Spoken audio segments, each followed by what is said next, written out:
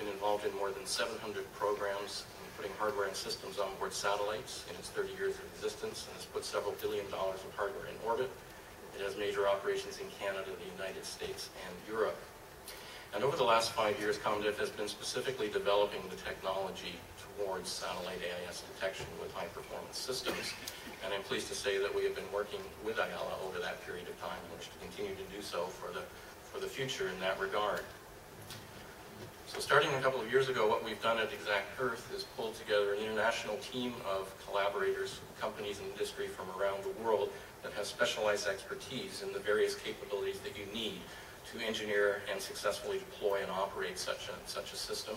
And as we'll see, that's a range of companies that encompass North America, Europe, and Asia, as befits a truly global undertaking of this sort of nature. So I think you certainly are all very aware that AIS today is a globally deployed system that in effect is locally used. The range of the transmissions are generally used, as has been discussed, in the sort of 50 to 60 nautical mile region. But I also wanted to reflect on a moment here that it is a tremendously successful global system deployment. And certainly those who have been involved at IALA and at IMO should be extremely proud of what's been accomplished here. You have a working global system that has been incorporated in a fairly short period of time, that has many tens of thousands of working transponders, proven systems, and between the transponder investments and the investments in coastal infrastructure and data management systems, well over $1 billion has been invested in this system to date. It is truly a very, very substantial system that can definitely be built on significantly for the future. What satellite AIS detection then does is it basically adds another layer, which if you like takes AIS global in the full sense of the word. And in that regard, thereby allows an extension of the existing capabilities of AIS and opens the door for some new capabilities that can be brought on. Now, the system I'm talking about here today at the moment doesn't require any changes in the Class A transponders on the vessels. We're picking up the transmissions from those existing Class A transponders. Although indeed, as you evolve the system for the future and look at some of the capabilities, many things are being discussed that would involve some evolution of those transponders. Now, of course, AIS detection from space is non-trivial. The biggest single challenge involved is the issue that from the altitude in orbit, which in this case is about 700 kilometers, the field of view, as Captain Eric showed this morning, of the spacecraft is very large. It's about a 5,000 kilometer area of the ocean, i.e. the entire North Atlantic, for instance, at one swath. And so the major issue that satellite AIS detection technology faces is the fact that in some of the dense areas of the Earth, particularly the northern hemisphere, has much denser shipping than the south.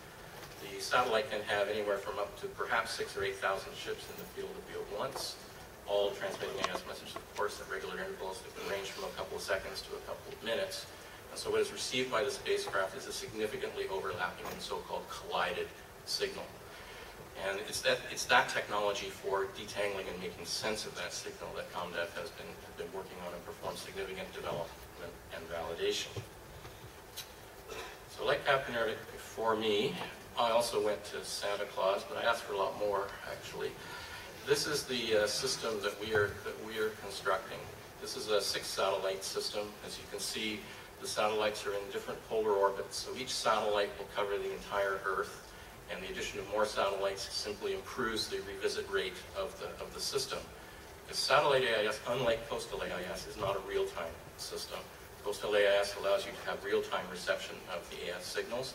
With satellite AIS, there will always be something of a gap. As you can see depicted here by the cones, there's detection of the AIS signal that has about 15 minutes while the satellite is in view. Then there's a gap, in the case of our system, about 45 minutes gap before the next satellite comes into pass.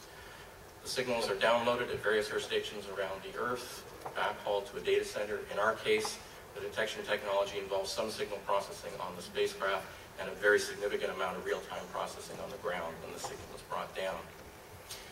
So this provides a full global coverage capability for AIS that expands the reach of AIS beyond coastal. There's one comment on that slide that I want to draw your attention to. Each one of these spacecraft in this system is going to be bringing down and detangling something on the order of more than 1 million messages a day. In the aggregate, more than 5 million messages a day. Or if you like, more than 5 million position reports a day. This is an extreme amount of information that is going to now be added into the system.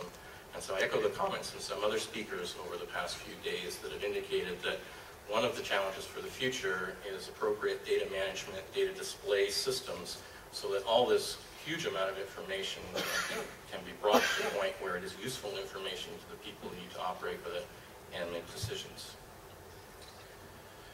I mentioned that we had pulled together a strong team to build this system. Such a system, as you saw, requires spacecraft, it requires ground stations, it requires data networks, it requires data centers, and we brought together an international team for that purpose. The first satellite in the system was actually launched almost 2 years ago now, and I'll talk about that in a second. But we're launching 2 more later this year, another one next year, and then the system will be finished out in the following year. So part of the message today is this technology is real, it is coming very rapidly to fruition. So the first satellite that was launched in April of 2008 and has been operating very successfully ever since. And in fact, we'll see its 2nd anniversary next month. NTS, which stands for Nanosat Tracking of Ships, or more colloquially to us, nice try sailor. This satellite has been operating continuously, providing full global coverage for almost 2 years now. And what I'll do in the next clip is show you the measured data from that. I'll first apologize for the blatant marketing on the graphic. It doesn't really look like that. But what you'll see here in a second is these are all actual AIS data measurements from orbit. We've stripped away all the duplicates and the multiple hits from the various tracks just so that it's an intelligible thing to look at. But as you see with these systems, you cover the full poles, all the Earth. You clearly see the shipping lanes.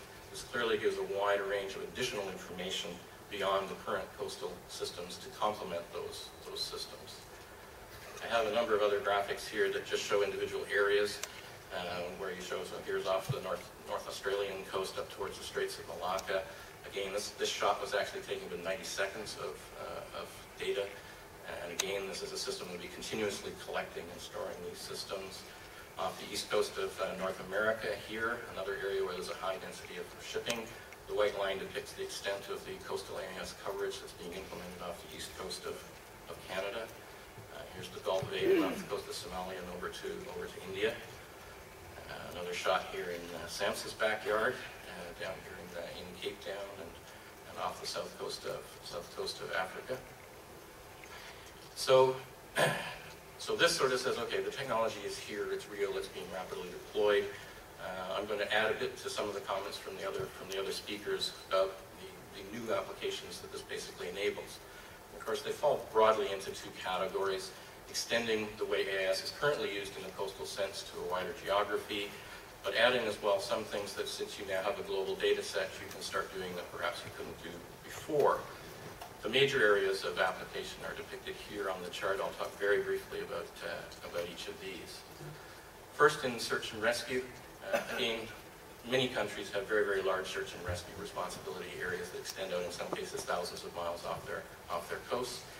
Satellite AIS can be an additional source of information that can be used by the rescue coordination centers to do things like verify the identity and location of the ship in distress, to rapidly understand those ships that are in the immediate vicinity, and to get classification information on those ships so they can be brought to render aid, and as well as things like tracking last known positions and tracking first responders. Again, just some graphics showing how that looks with some of the real data. You can also set up systems to alert the coordination center of vessels going into a particular area. Environmental monitoring.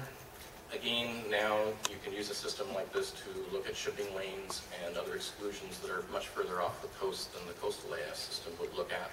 So for instance, you can electronically fence marine protected areas, have alerts for vessels that may be encroaching those areas, monitor the tracks of particularly sensitive cargoes and vessels to make sure they're going where they're meant to go.